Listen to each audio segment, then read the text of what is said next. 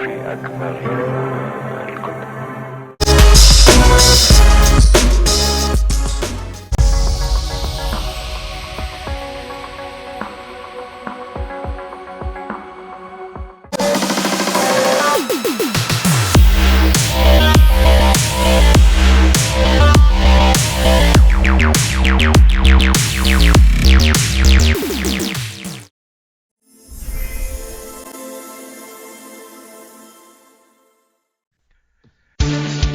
Congratulations, you have found the Lambcast, the official podcast of the large association of movie blogs, also known as the Lamb.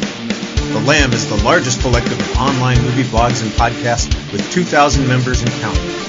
Every week on the Lambcast, various members of the Lamb community get together to talk about our favorite subject, movies. So bookmark the Lamb and follow us on social media. Be sure to join us each week to hear a lively discussion of films and movie-related talk from our members. Join the flock at largeassmovieblogs.com. Listen, over at iTunes. It's a streamer. It's a podcast. It's the Lambcast. Strange amalgam of bloggers and podcasters from another Twitterverse with insights and analysis far beyond those of other podcasters. The Lambcast, who can change the buzz on studio blockbusters, bend opinions in an hour and a half, and who, disguised as the Lamb, a not-so-mild collective of movie bloggers, fights a never-ending battle for truth, quality, and Nick Cage movies. And now, another exciting episode of the Lambcast. Welcome, everyone, to episode 777. I'm your host, Richard Kirkham, from the Kirkham A Movie A Day site. This week, we take on the latest attempt to reboot the DC Comics universe with a new film featuring the most popular character in those comics, Superman. Joining the Justice Gang this week for a discussion of our own superheroes. First up, the Dancing Queen, her belly dancing skills and avian knowledge fight crime the old-fashioned way by distracting us from the real villains. Welcome, So Jeanette accurate. Ward. Hey, good news. I just learned I don't have to get rid of all my VHS copies of movies. I can just keep them in this pocket dimension I created with will have absolutely no bad effects on anyone. Great. No black holes Not emanating at from all. Milwaukee Hold this on, I'm week. going to tuck my copy of the original Mighty Morphin Power Rangers movie in there. He has a better haircut and more creative vision than most other members of the Green Lantern Corps. James Wilson can help you see things in films that will make you shudder in fright. I don't have a pocket universe, but I do have a smaller stopwatch pocket verse. He must be wearing his jeans today. Levi's would be proud. Finally, his memory is not photographic, but it is long. Todd Liebenow will not forget who has wronged him in the past and who has supported his efforts for years. Richard, I like the way that you kind of slid in a Nick Cage reference there. The man who was almost Superman at one point. That's right. Like I said, his memory is not photographic, but it is long. Look, the film is doing well at the domestic box office, and it's scoring well with audiences and critics' overall ratings. But how do our Lamb Gang feel about it? We'll find out. We're going to start with general thoughts, and remember, everybody, we save spoilers for after a warning wall. So don't worry, we'll give you fair warning when it's time to reveal plot points that you might want to be surprised by. So let's start with our general thoughts on the film. James, you were the last to join the show, and I appreciate it. So I'm going to ask you first to tell us what your opinion of the film was. I generally enjoyed it, mostly because it didn't adhere to past movies, which have an almost slavish devotion to the Christopher Reeve movies. I like James Gunn. I like the fact that he bends into the goofiness of the comic book genre and is proud of it, and doesn't try to make it too serious and fill it with dark and gritty. I did like it. It's a roller coaster, and it may leave you feeling vertiginous for all the things that it does, as far as planting new seeds and going out there and leaning into the nuttiness and bizarreness of the DC universe, which usually doesn't have a reputation for that. I thought the actors were great. Everybody did wonderful work. And I like the fact that, except for a John Williams theme, and the fact that we're seeing Lex Luthor again, and a couple of ancillary characters from the Christopher Reeve movie, that it was going through new ground, and it just seemed a lot fresher. This is not a 50-year-old movie with the same old tropes of Superman that we've come to expect. It's staking new ground, and I like that. And I like the fact that it goes into the sillier corners of the DC universe. There are some sillier corners, but I think they're usually referred to as the pocket universe of the DC universe. the place where they just bring out old characters so they can renew the copyright. Keep it going so you don't have to let it fall into the public domain. Never let Polka Dot Man go into the public domain. Jeanette, how about you? How did you feel about well, I tell you, this movie is a lot of movie. It's a lot of movie. There's so much movie in this movie. My goodness. It felt like 6 movies at once at the same time. It very much felt in step with his James Gunn's The Suicide Squad. I like James Gunn. I might not like James Gunn movies. That might be what I'm learning, and that's fine. There's so many comparisons I want to make that I'll try and hold off until later, but I really am going to agree with what James said. Like it really brings a fresh take, which when you're dealing with however many movies of Superman we've gotten to date, and the last were so dark and so grim and not at all. And I hate to use the phrase "my Superman" air quotes, but like the Superman I'm familiar with, right? The one I expect. And the Zack Snyder, that was not my Superman. This doesn't feel like my Superman, but it feels like certainly a fresh take. It's very bright and colorful, and I kind of love that about it, but it was also so much movie, it was kind of hard to connect with any one piece of it. There are genuinely parts of this that I truly enjoyed, but there are more parts of it I didn't care for. But on the whole, it's certainly a fun time at the movies. It's a great summer. Go get your popcorn and sit down. I didn't feel any emotional connection to it, which, I think that's fine. You don't have to. But my goodness, it's so much movie. And then we can go into it from there. Well, you've set us up for a discussion later on a couple of things. I think that we'll probably be talking about those things for sure. Todd, it's your turn. What was your initial impression? I agree with aspects of what both previous panelists were saying there. I agree with James in terms of the enjoying the new angle on things, and that was a little bit of a challenge for me because the 78 Superman film is such an important film to me. It's just one of the quintessential movie moments of my childhood. I was 7 when that came out, so that's a big deal to me. And I've always really enjoyed and been intrigued by what Richard Donner did and the whole his rallying cry, the verisimilitude thing. Okay.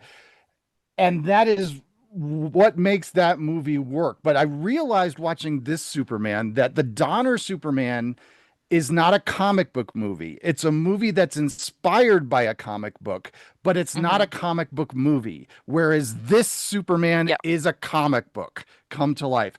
Anything goes. They are not worrying about if it works in the real world. It's just the craziness of a comic book. And I appreciated that. I liked that they were willing to go there.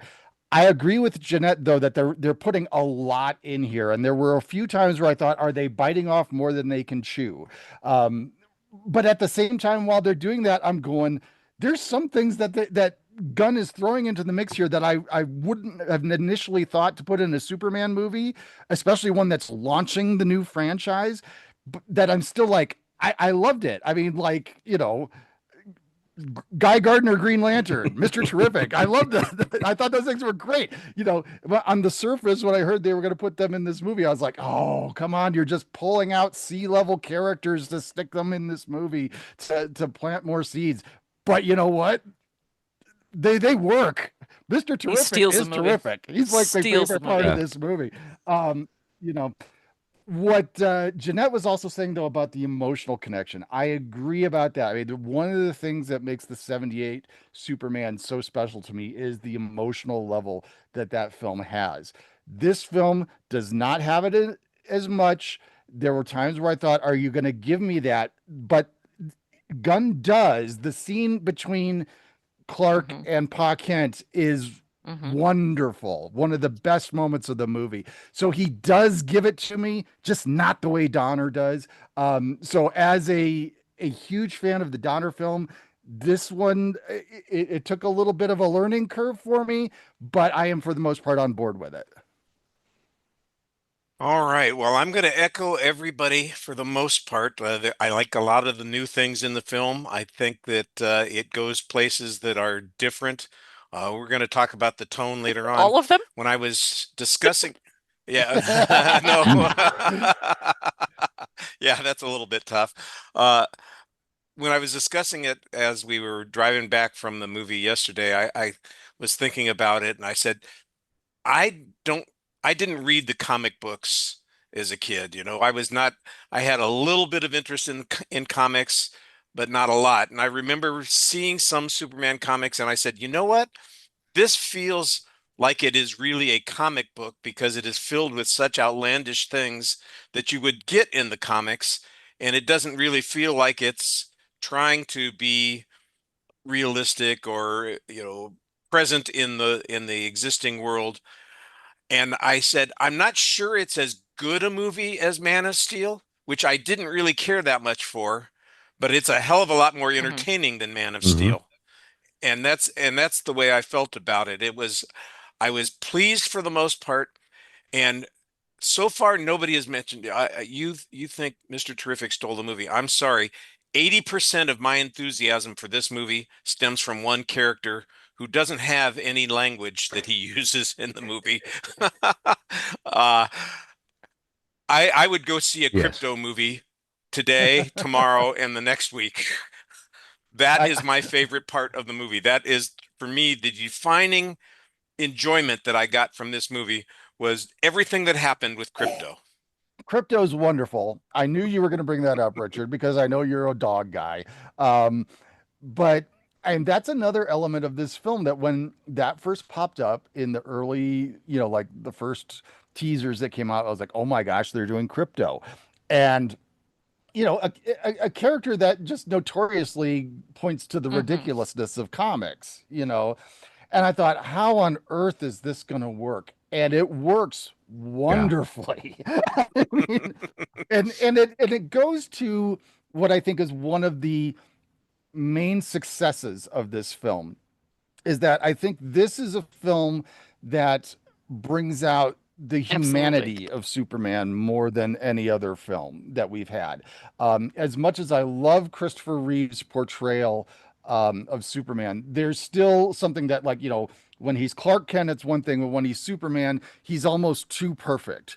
I like that this Superman, not Clark Kent, but Superman, struggles with things, struggles with his role and just his life. And we see little things about him that go, he's just like anyone else. He loves this weird punk rock band. He loves this dog, it's just, it makes Superman much more human. And I think that is definitely something that's been lacking in previous There's always been this tendency in the last few movies to make him a Christ figure. Yes. And yes, there's literally so in the Yes. Bryan Singer Yeah. movie. I mean, he strikes a Christ pose He- at one point in that movie. And this kind of does away with that. It makes Superman less of an ethereal thing and more of a guy just trying to survive in a crazy universe. And he's very much more human. I knew that they had it right when after he has his strength revived with the uh, with all of the Power at the sun. with all the optometrist lenses One or zapping two. him with sunlight. One or two. Yes. He falls off the table and he goes, golly. Hey, I loved that bit. Like his, oh gosh, oh no, oh darn, throughout the movie. That was so charming and really that was the right note. It was comparable to the Christopher Reeve movie when, Yes. after spinning around the earth 50 million times and turning back time in order to save Lois Lane, he comes back and he just says, hi. It's so hard, right? Because it's not fair to take that many years of preconceived notions into a movie like this. It's not fair, but it's also inevitable. There's no way to not bring. Everyone has their favorite version of Superman. Everyone Yeah. has that because he's so quintessential and he's so omnipresent, as he should be.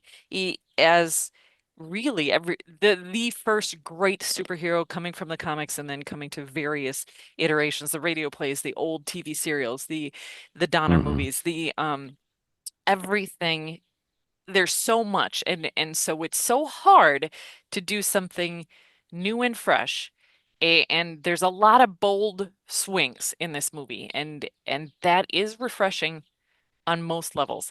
My Superman, I would say Christopher Reeve is my Superman, but for me, Smallville is my defining. Like I watched 10 seasons of Mm. that. I loved it. That show is admittedly very CW, very pretty people having pretty people problems, but the layering in of that show, what was the most why I love it so much is the definition of Superman in terms of what we were just talking about, the humanity. The reason Superman is the Kents. It's Martha and Jonathan. And Mhm. Smallville did that better than any other version has done it, not on purpose, but because they had 10 years to develop it, right? So because of and those were, that's old school TV where they're doing 22 episodes a season. So over the course of 10 years, you got 220 episodes where you can carefully explain how Martha and Jonathan contributed to making this person the greatest hero this planet has ever seen, despite mixed messages from his birth parents, despite truly difficult circumstances, despite losing everything to become who he is. The humanity within Kal-El is always the most interesting part, and that being the theme of this movie is so fascinating and really well done. And so for me, yes, that sequence where he's talking to Pa Kent is exquisite. And I wanted more of that, but only because that's the part of Superman I find the most interesting is the Clark Kent bits and the Kent bits, the mom and pa talking to him. Also, boy, we can get into it, but Kansas is not in the South. I don't know what those accents were. That was unacceptable. Mhm. Unacceptable. Also, his parents are not Hicks. They're not rednecks. Unacceptable.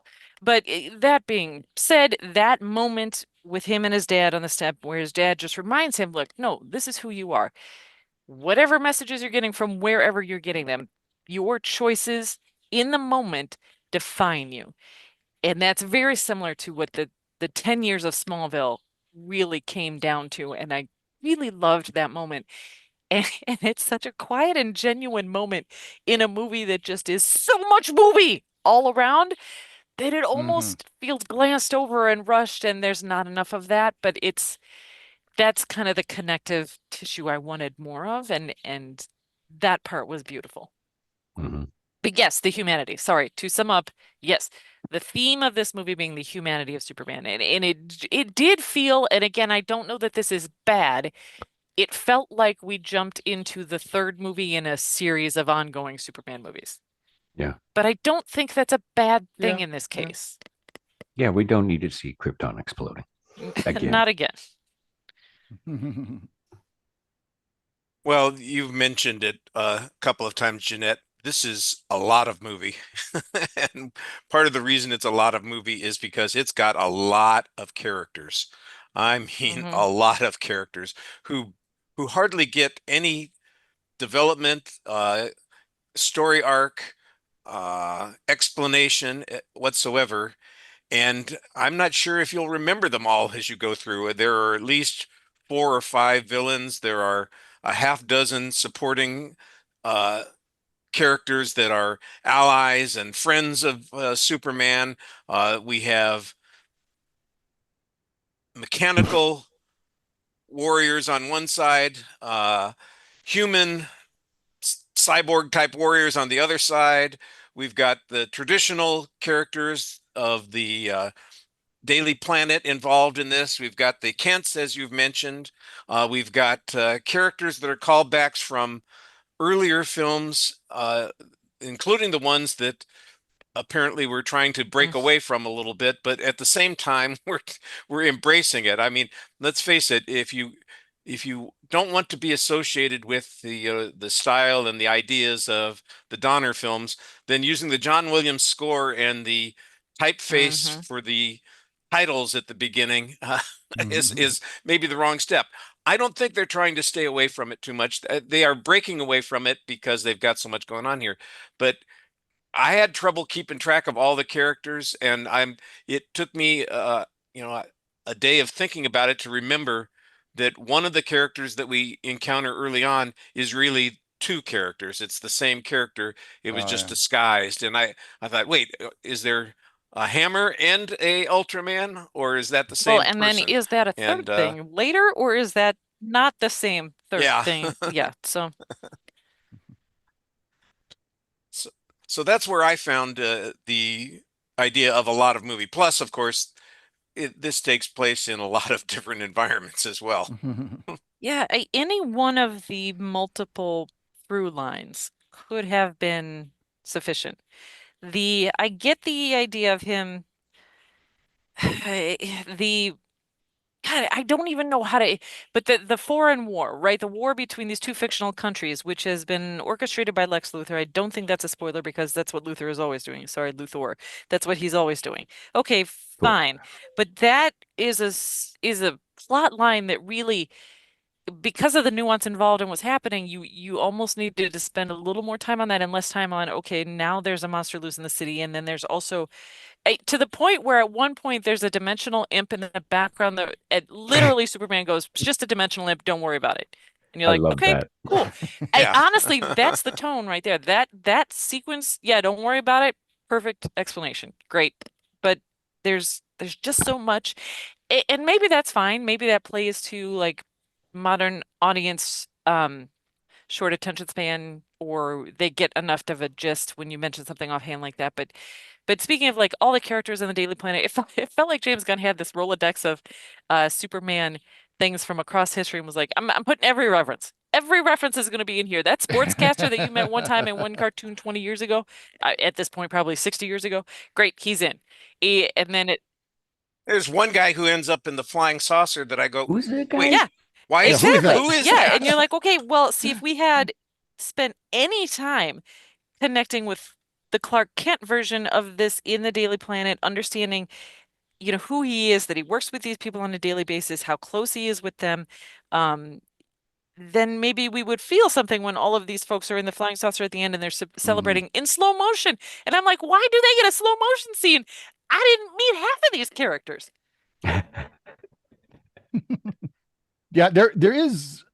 I think the movie does kind of shortchange the Daily Planet folks and the dynamics there. I mean, especially with like Jimmy Olsen, for example, which I mean, they give Jimmy something bigger in this. You know, he's not just a photographer. He's an actual reporter and he does play a role in things. But I thought that aspect of the story, it came about very abruptly, and I was kind of like, wait a second, Jimmy Olsen is like the ladies' man It was a suddenly, surprise. and you know, all the women want him, including Eve Teschmacher. Like, wait a second here, you know? But yeah, I mean, I still like the portrayal of Jimmy Olsen here, but you know that they kind of have this major plot point that just kind of springs up very quickly. It I was will a say little that awkward. I also did watch all of the Arrowverse stuff, and the James Olsen on that being Makad Brooks and being he was a ladies' man.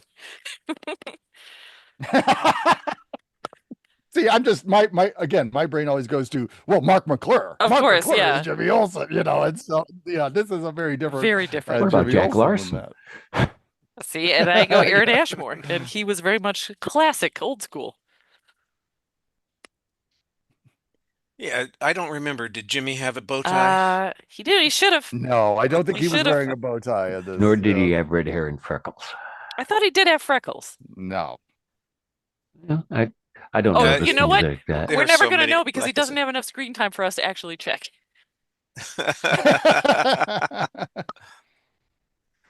So, which element of the storyline did you think was the one that they should have pursued the most, or were they all necessary in order for everything to work? Because you know, like you said, there were things that showed up that I'm going, well, that's interesting, and we could spend time doing this, but this really just seems like it's a placeholder until we get back to the action someplace. Mm. You know, it's nice to have a pocket universe, but What do you do with it? Yes, you know, well, and it's interesting, right? Because, and I think we've mentioned this too, and forgive me, I don't remember who said it, but I'm going to second that the cast in this is great. Everyone does an excellent job of what they were asked to do. I think they were phenomenal. Nicholas Hoult is a great Luthor. And when we Mm. get to the point, and this no, I don't think this is a spoiler, but at one point he makes a speech because Luthor's always going to make a speech. When he's making his speech, he essentially sums up everything to that point in the movie by like, here's why I did all of this to take you down. And I'm like, but sir, that was 28 different plot points. And yes, we all know you were an evil tech genius super billionaire, but surely there was a simpler way. But when he sums it all up of like, I did all of this, all of these things, every single one of these multiple plot points, just so I could take you down because of my hatred of you and my envy for what you have garnered. And I got that, and boy, his performance of that was good, but it still felt like a lot. I don't know. But still, it It seems does. appropriate to me because, and I'm not a comic expert. You know, I have just the most minimal background when it comes to the comic characters. But my mindset of Lex Luthor has always been that yes, he's a guy that wants power, he wants things, Australia, you know, what have you. Okay, but at the same time, I've always gotten the impression that his biggest motivating factor is his pure hatred for Superman.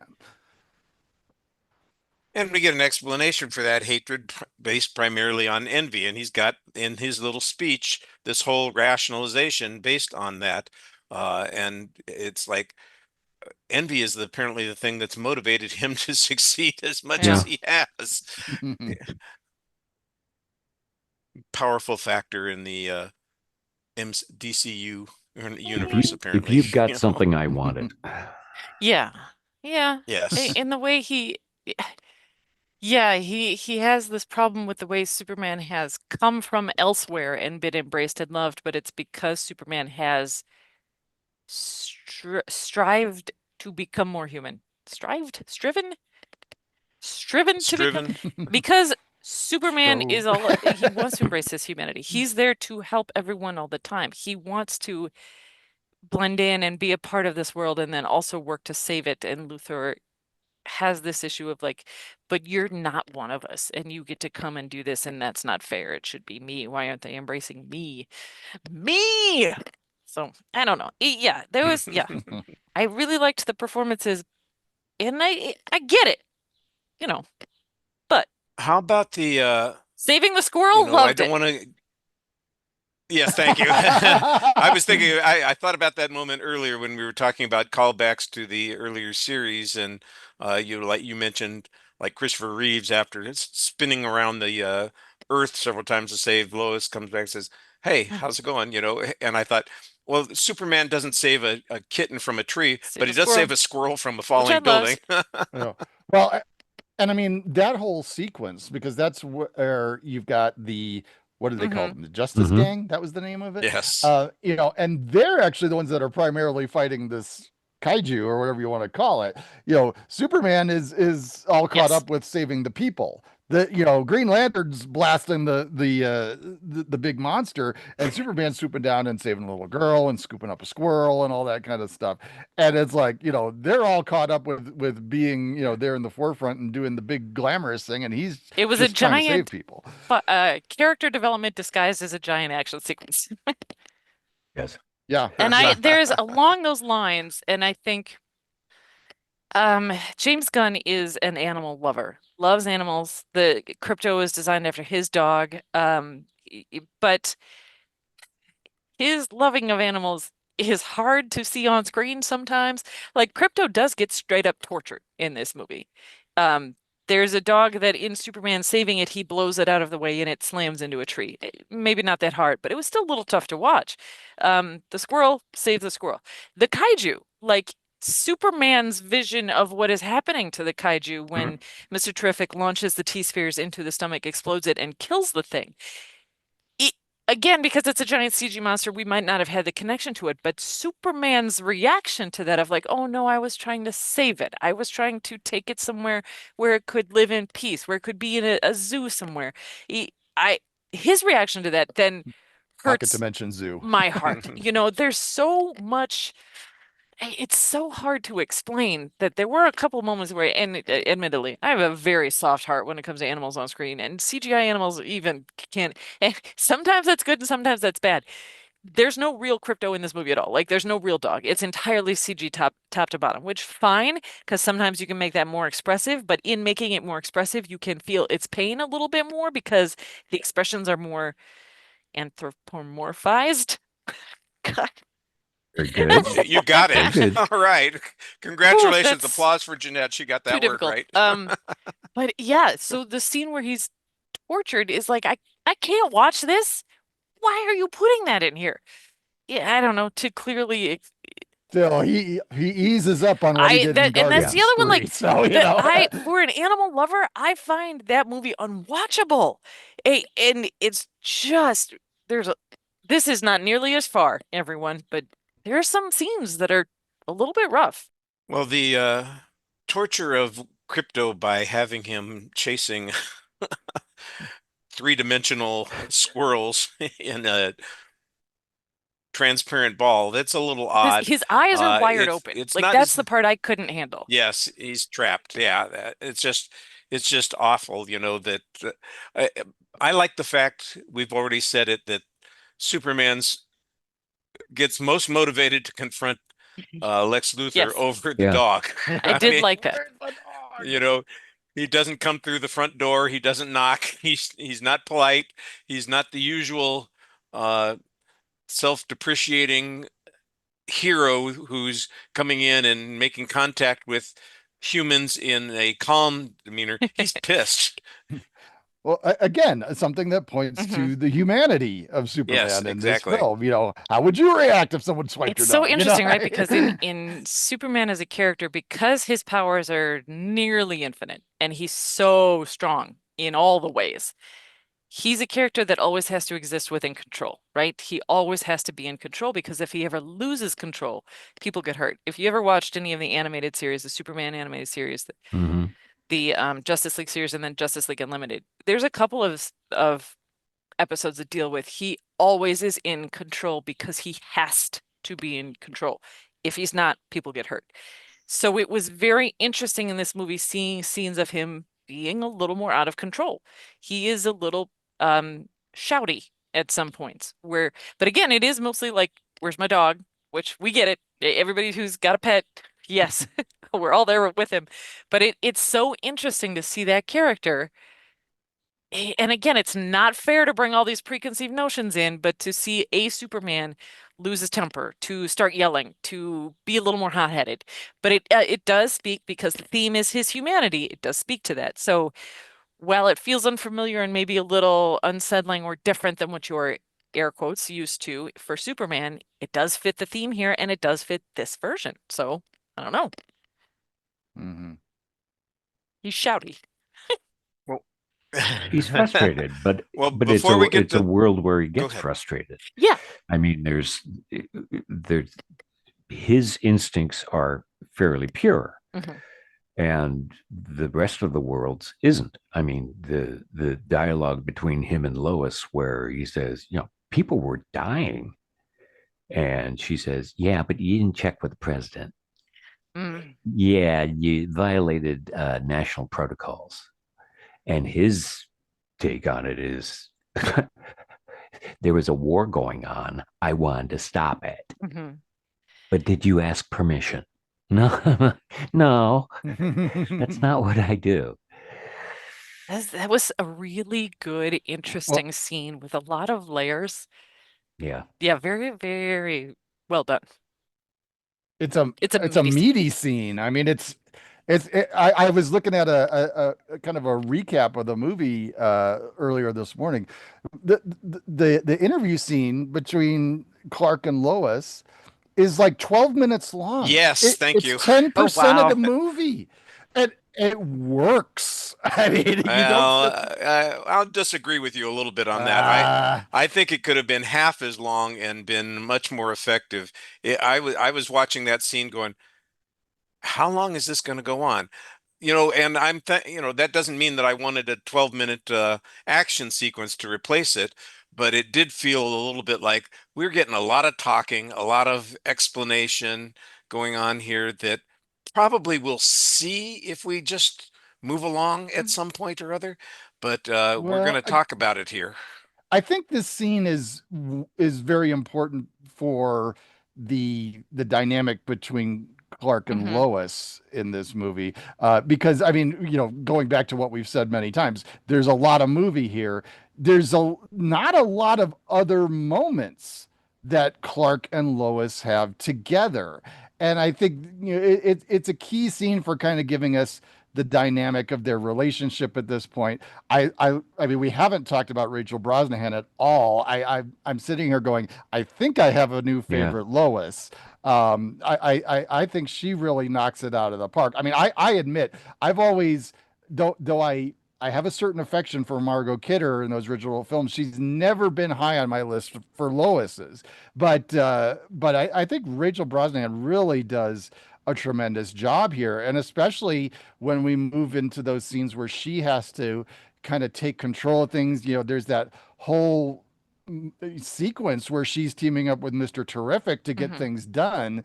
And there are times where I was almost going, are we still in a Superman movie? We've shifted away from Superman so much, but I didn't mind it at all because number one, again, I loved Mr. Terrific. We need to talk about Mr. Terrific, but I thought there's such great stuff going on here with the Lois Mhm. character as well. I just want to toss in that it's very fortunate that his vehicle is a lot more intuitive than What a Yes. great yeah, it's fun. It's easy. It's very intuitive. Love it. Yeah, that character was. Are we at what stage are we at? Are we past the spoiler wall? Are we gonna? I was just going to say, is there anything else that you wanted to cover before we drop the spoiler wall? Because I think we're kind of at that point where we need to, Yeah. get to a couple of issues that are coming up that are important in talking about the movie. But I want to make sure that we don't neglect something that you guys think needs its So much attention. music, but not in the right parts. Mm. James Gunn is known for his soundtracks, and something that works really great in Guardians of the Galaxy doesn't necessarily work here, where you shoehorn in like a pop song or a rock song into, and then there are moments where it does work, but then and yes, the using the John Williams score. If you don't want us to be reminded that of that movie, why are you playing that score so often? Because it's intrinsic to the character. But okay, if it's intrinsic to the character, Well, it's so connected absolutely. to the character now. I mean, Yeah. yeah. I mean, and I'm a little mixed on the score itself right now. I think this is one I'm going to have to maybe later this week put on Amazon Music and listen to the score a bit because there were times when it did make my heart swell a little bit to hear those strands of the John Hmm. Williams music there, but it's presented in a very different way. And I think I may need to listen to the score a few times independently to kind of gauge how I really feel about it. I think that's fair. All right. We're going to do it. Here's the spoiler wall coming down, folks. We're going to be talking about a few things that are, I guess, surprises in the film, maybe twists, issues that are part of the story that might be better if you didn't know, if you haven't seen the movie already. So those of you who don't want to be spoiled, this is the time to stop listening and come back after you've seen the movie. Otherwise, here we go. Full tilt. What do you Let's want to start with talk Mr. about Terrific. He first? was great. Edie Gathegi is someone who has been amazing for a long, long time. His character in X-Men First Class needed more than it got. Um, he's wonderful in this. Again, Mr. Terrific was in the Arrowverse on the CW for a while. He was on the Supergirl. No, he was on Arrow first, and then to a couple other shows. But he played by Echo Kellum on that show. Great. A character that's super interesting because, again, tech genius, billionaire, creates what he needs in order to do what he feels is right. The fair play down the arms, which is comic accurate, but also super interesting to his character and what he feels like. But Ida Gathegi in this movie in particular could have been a joke, was not. Had some quips here and there, but always appropriate. The action sequence we talked about briefly with him and Lois, phenomenal. Like, yeah, one of my favorite parts next to one of my others, which we'll get to shortly. I love his very direct Yes. approach to things. He's just very, down to business. It doesn't get flowery about anything. It's just boom, boom, here's what we're doing. Um, and I love kind of the tone they approached with the character. I mean, I don't want this to sound like it's drawing on stereotype or anything like this, but it almost feels like they're channeling kind of like a 70s blaxploitation type of vibe, just in terms of like the heroic characters that you see out of some I of those was puzzled movies. by the delivery. Um, Like, that's not the way he talks, so why was he talking that way? It did feel a little stereotypical. Hmm.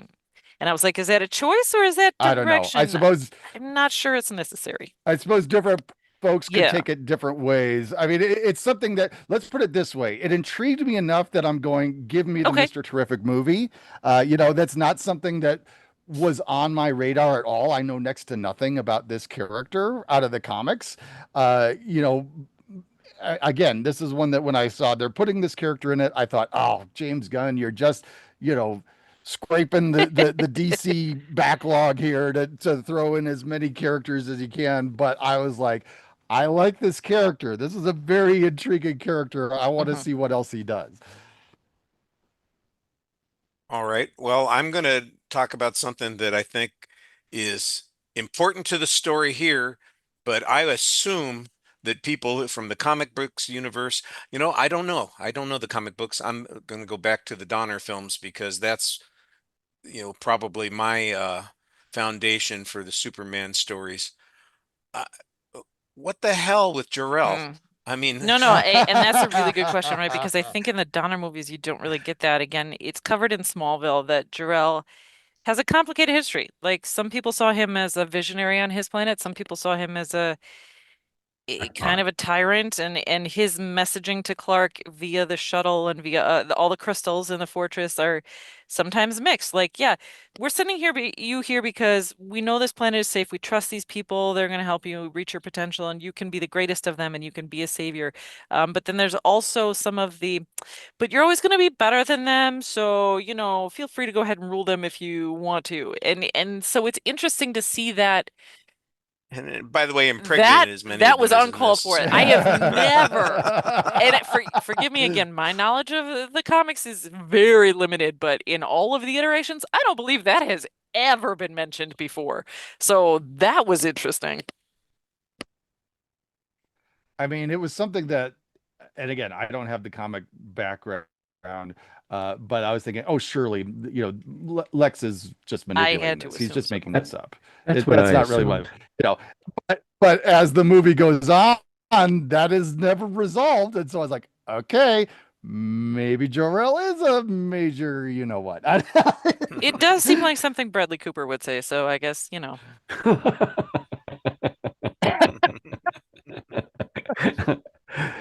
Mm.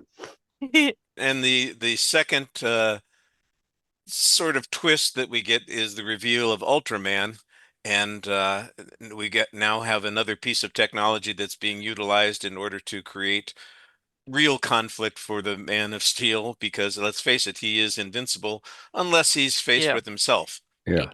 And so is Yeah. that a version of Bizarro? Because I believe Ultraman is something else entirely, usually. I think it's something different. I mean, again, my knowledge is limited, but I did know that Ultraman had some kind of connection to, like being an alternate Superman, or Superman's DNA is involved in some way or something like that. So I kind of knew that going in.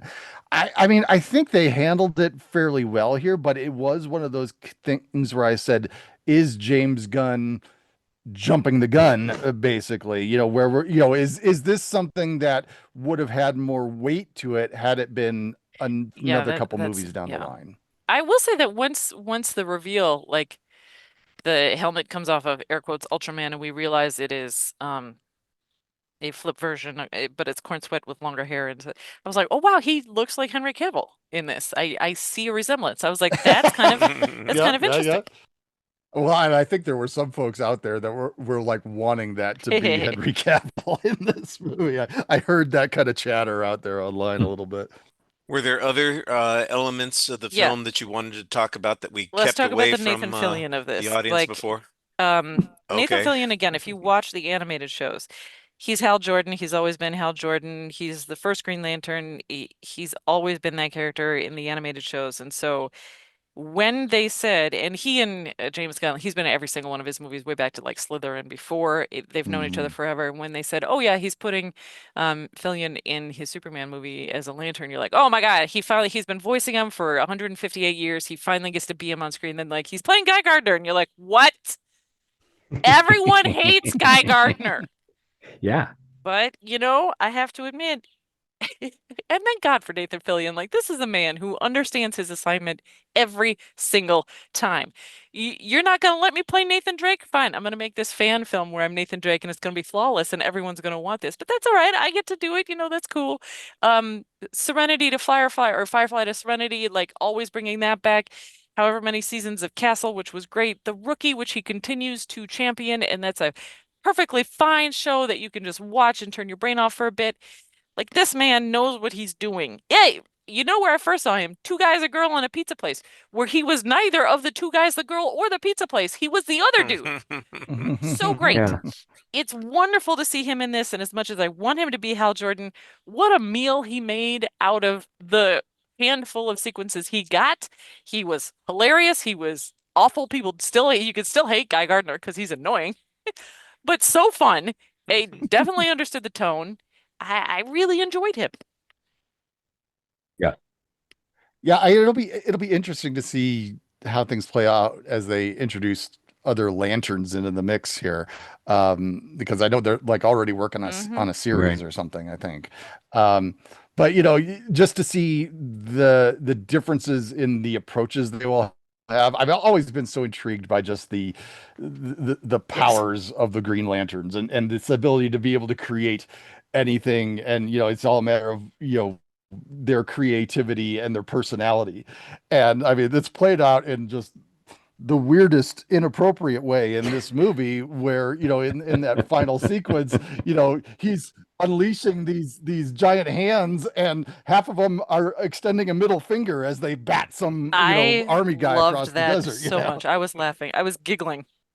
Well, it seemed like we also had similar powers for the engineer and for Metamorphosis guy. Metamorpho. You nailed it. Yeah. Again, Anthony Carrigan is great. He's been great. And this character was key, but also so much. That entire sequence in the pocket dimension where he locks Superman up, Metamorpho is going to go ahead and turn his fist into kryptonite because there's no kryptonite left anywhere on the planet, but we got to keep you subdued. So now his fist is kryptonite, but he's doing that because we have his baby across the way in another cell, which, by the way, those blocks reminded me of the blocks from Cabin in the Woods. And then Yes. but in order for Well, you to free his baby, you have to convince him. But in order to do that, and here, let's talk about this sequence. There's a guy who is generic guy on street who sells falafel who helps Superman earlier in the movie. He's like, remember me? I sold you falafel. And Superman's like, yes, of course I remember you because I cherish my humanity and value all life. And then later, Luthor drags this dude in order to get Superman to talk, like, who raised you? Where'd you come from? What's your deal? Straight up murders the man in front of him. Russian roulette kills him in cold blood, which was in the tone you're trying to maintain through the movie, felt out of the tone. Yeah. And then quips about it and leaves to the point where like Metamorpho has a breakdown. And I was thinking like, yeah, man, same. That was crazy. And what is it about these DC movies lately and putting my babies God. in peril after the Horrible Flash and all CGI that? babies in I mean, peril. it's like, jeez. Green Oh babies my in this goodness. case. It was thank goodness they saved the baby. I like that the baby's name was Joey. And Metamorpho's like, wait, if you can help me save my son. And he's like, yeah, but I need the yellow sun. Which, by the way, Superman is solar charged. I need more people who know Superman to understand that he's solar charged. And thank goodness that, like, in this movie, they take him back to Smallville and his mom, in her Kansas accent, is like, yeah, he'll be fine. We need to leave him in the sun. I am still angry at the Zack Snyder movie where their answer to, well, he's hurt. Let's bury him underground away from the sun. No, Martha, no. You know your child is solar powered. Leave him out in the sun. I have a dog that's like that. She's solar powered, you know. She needs 20 minutes a day in the sunshine, or else she just doesn't do anything. But yeah, that Pocket Universe sequence, it looked cool. Also, the guy who was driving the ferry, what What is that? Oh gosh, yeah. See, you forgot all about it. That did look like something out of Cabin in the Exactly. Woods there. That's why I couldn't get past the Cabin in the Woods thing. I was like, what? But and then also because on the Supergirl show, there was a lot with Martians, right? Because Martian Manhunter was and admittedly, we had too many characters in this. I still could have used the Martian Manhunter. Yeah. That show really focused on the fact that he was the last green Martian, but the white Martians were out there and they were horrible and scary and terrible. Ooh, they look just like that thing that was the ferryman. And like one of the lines Luthor says is like, oh, I don't care for Martians. And he's like, well, I'm from Krypton. He goes, same difference. And then it pans over to that thing. And I was like, well, is that a white Martian?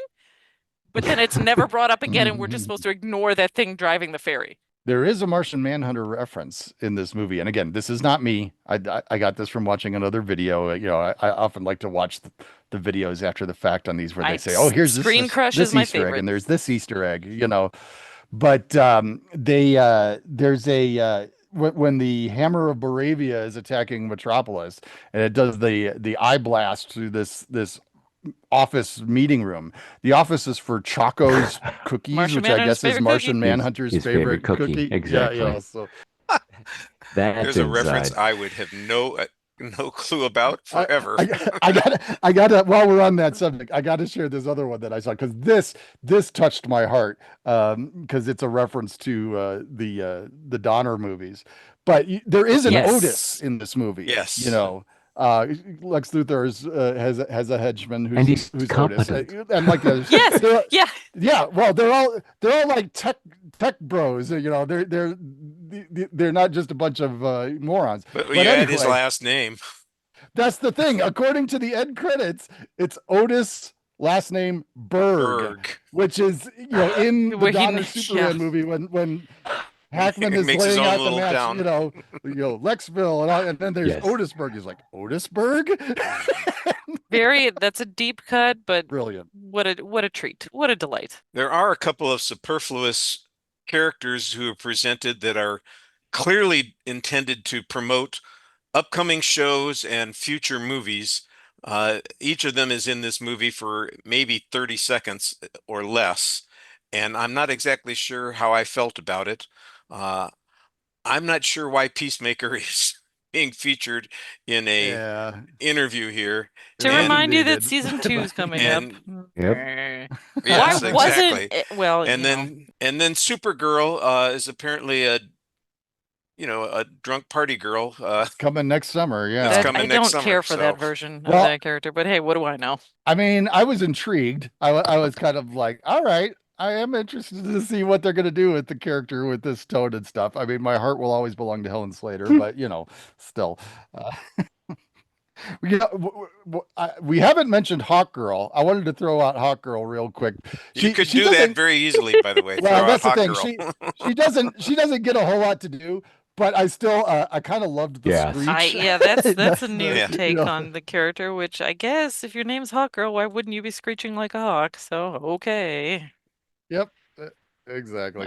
So Yeah, I've found with Hawkman and Hawkgirl, the less you say, the better, because they're Because the origin story the can comics. yeah. Gosh, be one of 7 different types of origin stories. It can be this, it can be that, it can be Is he an Egyptian pharaoh? Is he a archaeologist? Is he a Thanagarian police officer? What Yep. is he? yeah, all of the above, none of the above. Yeah. whenever I think of Hawkgirl, my brain goes to a early parenting memory because my son, probably when he was about, I don't know, 3-4 years old, he had a set of the action figures from the Justice League animated series.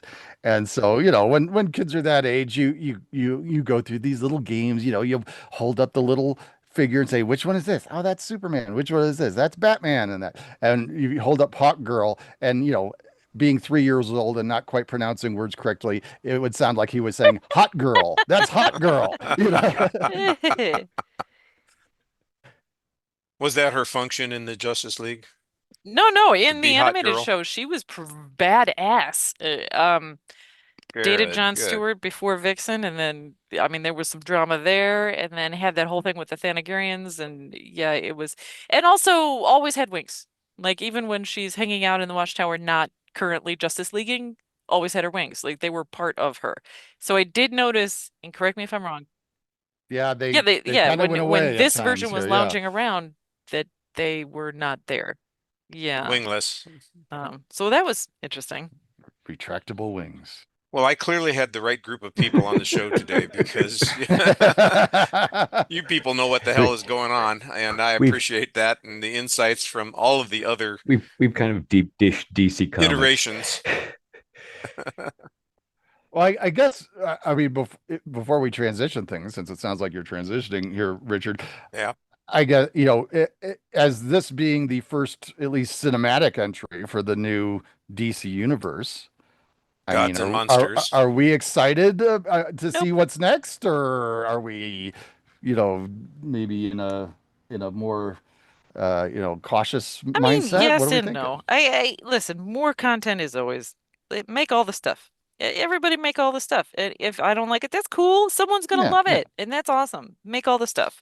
I don't know. Can maybe the next one just be one movie instead, Yeah. instead of all the movies? And 90 Oh, minutes man, instead please. of, the full Monty. Did everybody stay through the Yeah, 2 post scenes? Yes. Okay. Yes. I like him and the dog sitting. I thought that was Yes. charming and cute. I like that. Yes. And very much in line with hey, look, it's just a guy sitting with his dog. And I was like, oh, I'm here for that. Does Crypto like Superman more than Supergirl? Wouldn't you? I mean, I guess. I mean, it kind of seems that way. Well, he's certainly attended to more by Yes. Superman than Supergirl. She abandons him so she can go party on another, someplace where there's a red I sun. don't care for that idea. Which I do not understand drunk. at all. Oh, well, it's just I'm not exactly sure. That's the next I think film in that's this next, series. yeah. And so when you ask if I'm excited or intrigued about it, I'm not Well, sure. the next But if Crypto's in it, I'll be there. And if it's James Gunn, Yeah, he's sure I to mean- bring out Streaky the Super Cat, and what was the horse? Oh, that's right. There's a The horse. Super Horse. Oh my God. Yeah. I I'd don't see. know.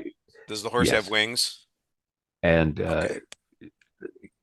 that's a weird story. You don't even want to hear it. Can I? Um, Why do the robots have capes?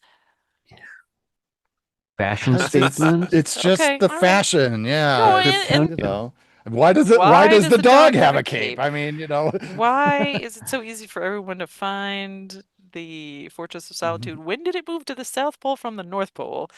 Um, is Alan Tudyk the only one who can play robots? Yes. eh. All good questions that we'll probably tackle on a future episode of the Lambcast when we're doing a review of the first 5 DCU Gods and Monsters films. That'll be coming in You know what would 2028, be fun is folks. if you did So like an Alan hold on to Tudyk that. draft and you just did like his animated or voiceover. There's a Robot lot is of the best options. Alan Tudyk. Yeah. Actually, it sounds like an exit question. Oh, that's true. Yeah, I think we'll do that as an exit question down the road. Thank you. I was looking for those suggestions. Well, before we get to the exit question, let's do final thoughts on the film, and then we'll take our break. Uh, Jeanette, I know you've been very thorough in your thoughts. Do you have anything else that you wanted to add or Um, summarize? I don't think so. I didn't care for the engineer. I didn't really understand what was happening there, and that the nanobites and the nanoparticles, and then the overwhelming Superman with the nanobits, and then his solution to being overwhelmed with nanobits is to Oh. fly straight up.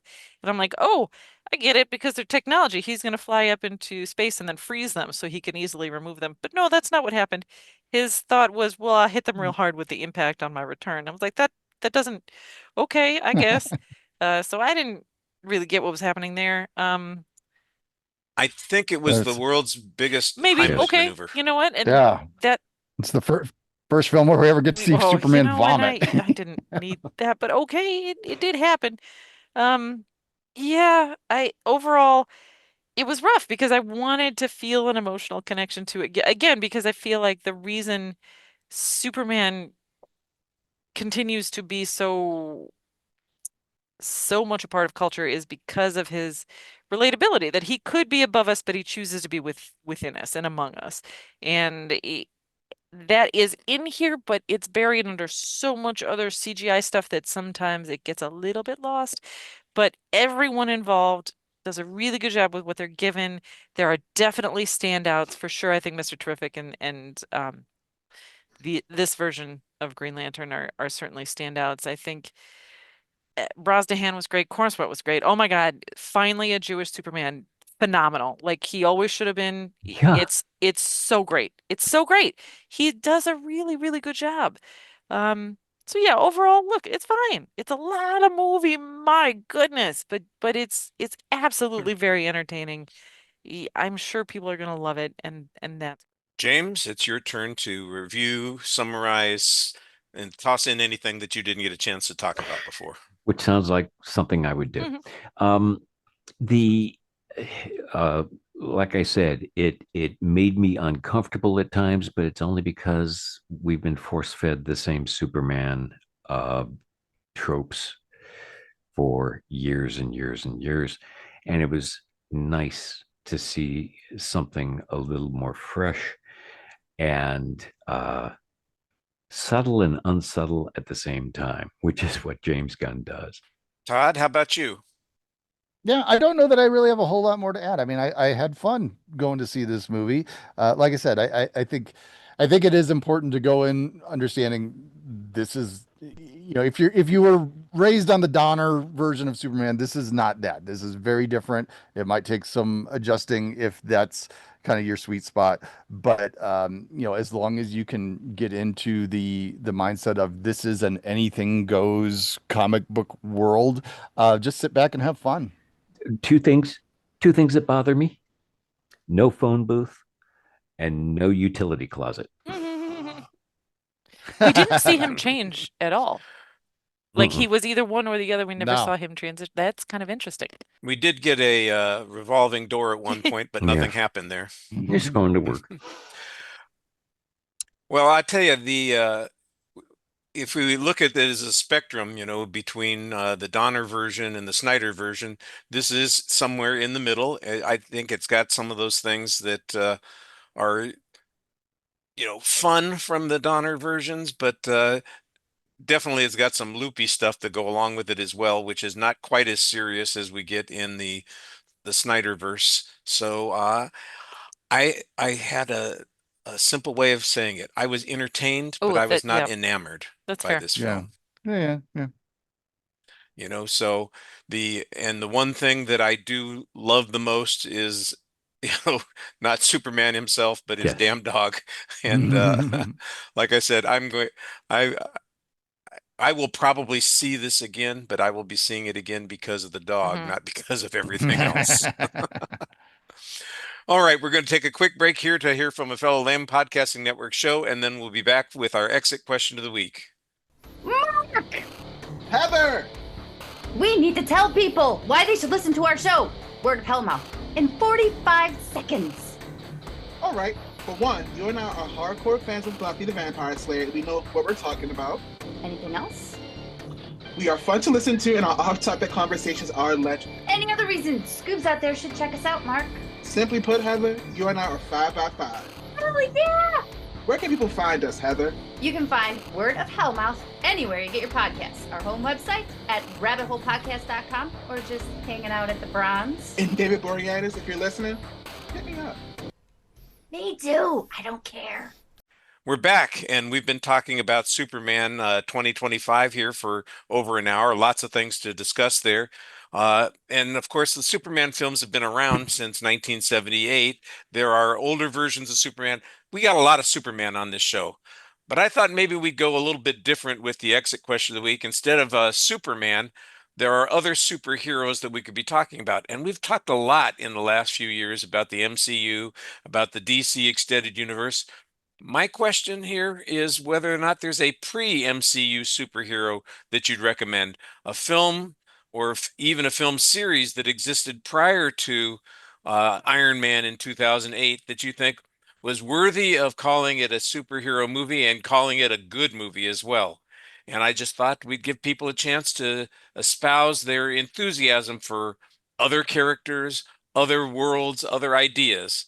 Uh, Jeanette, I'm going to start with you because I already think I know what your answer is. Well, listen, and I should have the date in front of me for the first Blade, but I don't. But I can come up with it quickly. Yeah, I for years Wesley Snipes in the late 80s, early 90s was one of the big time action movie stars to the point where he created his own production company because there were a lot of like he would go to the production companies be like, "Hey, I want to make this action movie," and they'd be like, "No, thank you. No one wants a black action star," despite the fact of like the late 70s being all black action stars, but they were all black Mhm. exploitation movies. And so crossing over into um mainstream became really difficult. And he, for years, Wesley Snipes was a big Marvel Comics fan and had been trying to make a Black Panther movie for years and years and years. And people kept saying, no, no one wants a black comic book movie. And his response to that is, okay, what if I make a movie about a guy who kills vampires, and got that sold without telling anyone that Blade was actually a comic book hero and had been for years up to that point. So the first Blade, 1998, by the way, he made that as opposed to making the Black Panther movie he wanted to make. But this is one of the first Marvel heroes to make it to the big screen. It's a horror movie. I mean, he is chasing vampires. The initial introduction sequence in the Blood Club, where, where the vampires are gathered, phenomenal action. You have in Wesley a star who understood the vibe he wanted to carry through the movie. The tone is consistent. Everyone else gets to be big and silly and fun. He gets to be very straight-laced and center of the movie. Now, Wesley has his own issues, mainly his ego. But what he is great at is action. And as much as I like Blade from 98, Blade 2, the Guillermo del Toro one. That's right, Guillermo del Toro. Blade 2 is fantastic. And you can kind of skip Blade 1 and go right to Blade 2 because there's kind of like a previously on Blade at the front of it. So you really get to pick up everything that you need. Blade, Daywalker, half vampire, he can walk in the sun. He has all of their strengths and none of their weaknesses. That's kind of his tagline. They say that a bunch of time in the movie. But the second movie is so great. He has to team up with some other vampires to hunt a new version of Super Vampire, but then guess what? Some of them turn on him, and so hijinks ensue. It's great. The action's phenomenal. Because he's capable of doing the martial arts sequences, he shoots them from a distance. You can see the fight. You can see all the work the stunt people put into it because you can see it all. The camera's not shoved in the middle of it. I don't care for that type of fight sequence. The the vampire effects are great, but also creepy and gross because it is a Guillermo del Toro movie, and so they have like I don't know why, but they've got like air bladders on their back. You'd have to ask him about that. But then the fangs that open sideways, it's kind of his preliminary to getting his Strigoi into when he had his TV show The Strain. They have the tongues that come out. Listen, it's crazy, crazy. But Blade 2 is great. The action's great. The fights are great. The effects are creepy and weird. It's got Ron Perlman, as every good Guillermo del Toro movie should. Does it have Doug Jones? I don't think so. I think that started happening after this one. It's got Chris Christopherson playing Whistler. Come on, you can't go wrong there. It's a lot of fun. He gets to kick a lot of ass. It's great. Yeah, go watch some Blade movies. And that's exactly what I was expecting. Also, you should watch at least Blade 2 prior to rewatching, Deadpool and Wolverine, so you understand that cameo. Sorry, spoiler alert for Deadpool Wolverine, but when Blade shows up, Only one the Blade. theater that I was in, which was full, and admittedly, that cameo is in the midst of 3 other huge cameos. People lost their minds when Blade showed up in my theater. It was the best because it's the payoff for so many years where and Marvel has been trying to do another Blade. And as much as we all love Mahershala Ali, listen, I don't know. It seems to be stuck. So watching Deadpool and Wolverine and seeing that payoff, and after knowing some of the behind the scenes stuff where Blade and Ryan Reynolds is always going to Ryan Reynolds, right? He's charming. He's fun. He's Canadian. He's always going to be entertaining. Once Wesley gets on set, Wesley is Blade, and he can be very difficult. I think that goes without saying. And they did not get along. So to be able to have Ryan Reynolds be able to reach out and say, please come do this cameo in this movie, and to have Wesley eat it up, chew the scenery with those fangs, and just dive headlong into his reputation and then put it in that movie. The payoff of that cameo after knowing, like, not just watching the Blade movies, but knowing some of the behind the scenes stuff, it's great. It's so fun. There's the enthusiasm that I always look for in these exit questions. Thank you, Jeanette. James, I don't know what you're going to pick. I'm putting you in the middle because I think Todd's likely to pick something that I'm going to pick, and I got to give myself a little bit of time. It's kind of few and far between. I kind of came up empty, and I just went with one movie that I thought was really good in the comic book genre, but wasn't really based on a comic book character, and that was Unbreakable. M. Night Shyamalan, and I still think it's his best movie. We do end up with a supposed trilogy series based on that, so because we get the tail end of Split, and then Glass. the last one, Glass. Yeah. So yeah, I think that works. As a superhero, I forget the character's name. I don't know. Yeah. What was the regular name? Wasn't it like? What's Bruce Willis's name? Shadow or something like that? John. Yeah. No idea. John McClane? No. I was going to say, isn't it just Bruce David. Willis? I just assumed it was Bruce Willis. Got it. Yeah. Yes. Got a the what do they call that? Alliterative. If I learned name, one thing David from Stan Dunn, Lee, that's Peter how Parker, you're supposed to name your heroes. Get those double consonants Bob at the beginning Baker. there. Todd, how about you? Like I said, I suspect that you're going to pick something that I might easily have picked, so I've got multiple choices for myself. I'm curious if you're in my brain here or not. So yeah, my brain went right to 1991 and The Rocketeer. Which I mean, beside the fact that in 1991 I had a huge crush on Jennifer Connelly, that certainly helped things. But I think this is just a wonderful superhero film. I love. I mean, Richard and I have talked about this before. He's mentioned how he likes what Joe Johnston does in Captain America: The First Avenger in terms of kind of the period thing, and it's something that Johnston does very well, and he honed that on this film. Just the 1940s, or no, actually it's late 30s in this, 38. Yeah. The setting is just wonderful. Kind of the looming shadow of World War II and the Nazis, the Hollywood setting as well. Timothy Dalton, fantastic as this Errol Flynn type of character. I'm not going to say that Billy Campbell is the most doesn't necessarily stand out when you think in terms of superheroes, but maybe that's part of what works so well with him in this, is just being this just average guy who happens to find a rocket pack. But yeah, I just think this one is such a fun adventure.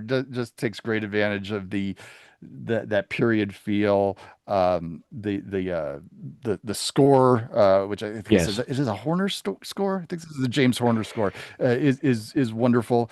And I mean, Jennifer Connelly's maybe never been more beautiful on screen than she is in this movie. So yeah, this one's aces for me all across. Yeah, like I said, I suspected that we might be going some of the same places, and that would have been my first choice. And it's an excellent one. I love that film, and we've talked about it a couple of times. The tone on it is really the thing that works, because it feels like a Superman movie ought to feel if it was Superman was being made in the late 30s, early 40s. The Americana that we get here, the fighting the Nazis, the whole Hollywood theme, that's all right up my alley, that kind of thing. So because I knew that there was a chance that you would poach it, I had some backups. I don't care for the film as much as I would like. I love the aesthetic of the shadow. I really wish that the movie was a little bit better, but I like the imagery that goes with it. I like the concept of the shadow. I don't object to Alec Baldwin as the shadow, but that's not where I'm going to go. I'm going to go something more recent and obvious, Billy Zane's because the it's Phantom. freaking weird. And that's I was just going to say, if you're talking about the shadow, you're going to talk about the Phantom. That was pretty close. I'm going to go with that's a great double feature right there. Yes, the shadow right there. And the Phantom. The Shadow and the Phantom. That would be good. And I by the way, Oh, that really? was also on my list, so I had it right there. But I'm gonna go. Come on, it's 1984 time. I'm gonna go sure. with Buckaroo Yeah. Banzai. Oh yeah. I feel like I'm a Blue Blazer regular. I will see this movie anytime. I championed it from the very beginning, even though it was dismissed and people thought, what is this pile of crap? No, it's not a pile of crap. It's a brilliant piece of satire that is all about a superhero mythos being created out of whole cloth right here in front of us. I hate that it didn't succeed and we didn't get Against the World Crime League, which we were promised. And I want that movie to exist. And I mean, it's only been 41 years. They could still do it. They could still do it. We could get that legacy sequel, and I'd be perfectly happy if Peter Weller and Jeff Goldblum show up as a couple of old guys, reliving their youth in a legacy sequel. That'd be all good for me. Folks, it's been great talking with you about this show, about this particular film, and about the films that you've just mentioned. I want to give you all a chance to talk about whatever it is that you want to promote and share with the rest of the world here. So, James, have you got something going on blogging by Cinema not Light? really. I'm kind of on hiatus. Just haven't had the urge and no motivation. Just hit 2 million hits, so that's good. But it does it on its own. I don't have to write anything new. People just keep showing up because there's something there to look at, which is always good. I understand that completely. Jeanette, how about you? Is there anything fresh, something exciting, or something that you just think, you know what, people need to see fallen this? into the Taskmaster hole on YouTube. If you're not watching Taskmaster on YouTube, oh boy, it's fun. So I would recommend that. Are you doing those as reaction videos? No, should I be? No, Sure. please, Why please shouldn't don't. you? There's No. too many of those. No, yeah, as you know, I'm trying to pull away from all of the online of it all. So yeah, my reviews on my website have gotten much shorter. So yeah, but then I just start watching what I want. I'm trying to listen, there's a lot of entertainment out there, and that's all good. That's great news. Everyone can find something they love. There's so much of the rhetoric of like, well, if you like this, you're dumb, and if you don't like this, you're dumb. And I'm not here for that. Yeah. I will No. not tolerate it. Yeah. It's nonsense. There's enough content being created that we can all find something we're passionate about, and everyone can like what they like. And that's why I'm perfectly comfortable telling you this might not be my Superman, and it might not be a movie I loved, but thank God it exists. Everybody go see it. Have some fun and spend some time in the movies. Yeah. I'm with that. I'm with that. Todd, how about you? What's up on Forgotten Films? Well, I will, before we finish with Jeanette, recommend her recent appearance on Direct to Video Connoisseur talking about American Nice. Ninja 4. Oh yeah. Great episode. Just go watch all the American Ninjas. But 4 is, not as fun as the others. Yeah. But yeah, we've got episodes coming all the time with the Forgotten Film Cast. I just posted an episode the other day with Roger Wister where we talked about kind of the last gasp of the disaster movie there, When Time Ran Out from 1980 with Paul Newman. I just recorded an episode yesterday with Lee Grice that'll be up later this week where we talked about The Curve, which is kind of a post-Scream teen-centric horror-ish film with Matthew Lillard basically playing the same character he plays in Scream all over again. Oh. And I'm recording an episode tonight with some guy named James. Hopefully he remembers that we're recording tonight. We're gonna do City Beneath the Sea from 1953. Which is that's coming still a soon. movie I haven't seen. So James has a job here this afternoon. He's going to be busy. Our show needs to finish so he can get working on that. I understand that completely. Well, I suddenly realized, I don't know why I wasn't paying attention to it. This is the 15th anniversary of my blog, Wow. Kirkham, a Movie a Day. Oh, wow. I started it as a summer project because I was pissed off. I had a break between the end of the semester and the start of summer school. Usually, for years it had, the semester ended and summer school started the next week, and I was used to that. And we suddenly changed the schedule. It was a 3-week break before summer classes started. And I said, well, what am I going to do? And I just decided I would start a blog writing about movies. And so I did my original project, which was to talk about movies of the 1970s in the summer that I had grown up with. And I spent 95 days in a row writing about movies in the summer. That's where the idea of a day comes from, because I was doing it every day. That was exhausting. Suddenly, I find myself in the same situation 15 years later because I'm seeing a lot of movies. And for the first time in the 15 years I've been writing on this blog, I'm way behind. Wow. I hate myself. I feel guilty. My daughter keeps reminding me, it's fun. Nobody's paying you. Right. You're doing it for your own good. You're doing it for But fun. I've created my own guilt on this kind of thing. I am 7 films behind, and I'm struggling to catch up, and I feel bad about that. But I will catch up eventually, folks. So there is content still coming. I did finally, I'm going to do shorter commentaries on some of the films that I've seen. But one of the films that I saw was Zodiac, and I couldn't keep myself from talking about it more than I wanted to. I love that movie. It's one of my default films, so I had to get into that. But I've got stuff to talk about: The Materialists, the Superman movie that we just talked about, Jurassic Park Reborn or Rebirth. I can never remember which it is. Is it's one of JP those. new one? JP new. Yeah, JP the new one. What is The Materialist worth? Should I watch that? I wouldn't go out of my way to watch it. Okay. It was different than I expected. Not bad, but not necessarily something that was essential. It was fine. Okay. That's good. And I thought that the people in it were very good. Dakota Johnson is solid in She's really the film. good. Yeah. Yeah, and so there's nothing about it that is problematic, but it's just, you know, I saw it because somebody else in the house wanted to see it, and I said, okay. So we did that, and it was a thing. Here's It a was strange perfectly question fine. for you. Is there a supernatural element to it at all? No, Okay. not really. Would it have been better if there was? You know what? I might have enjoyed that a little bit more if there was, but it's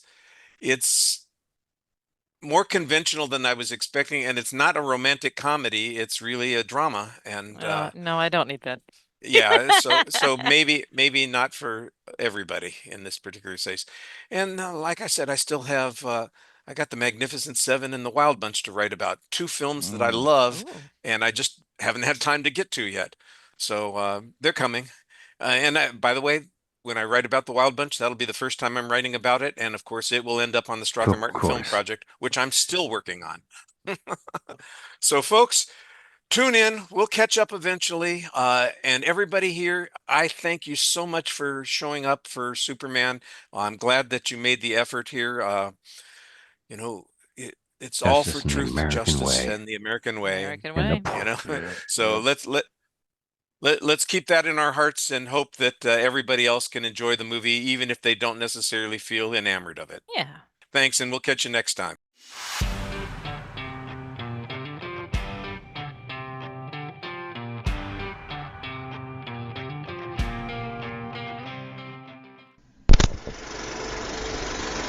You've been listening to the Lambcast. If you have an idea for a show or would like to join us on the Lambcast, contact us at largeassmovieblogs.com. Find us on Facebook, just search for Lambcast, or on X, formerly Twitter, at Lambcast. And you can find us on YouTube as well. The Lamb site can be found at largeassmovieblogs.com. We'd also love it if you would leave a review on iTunes.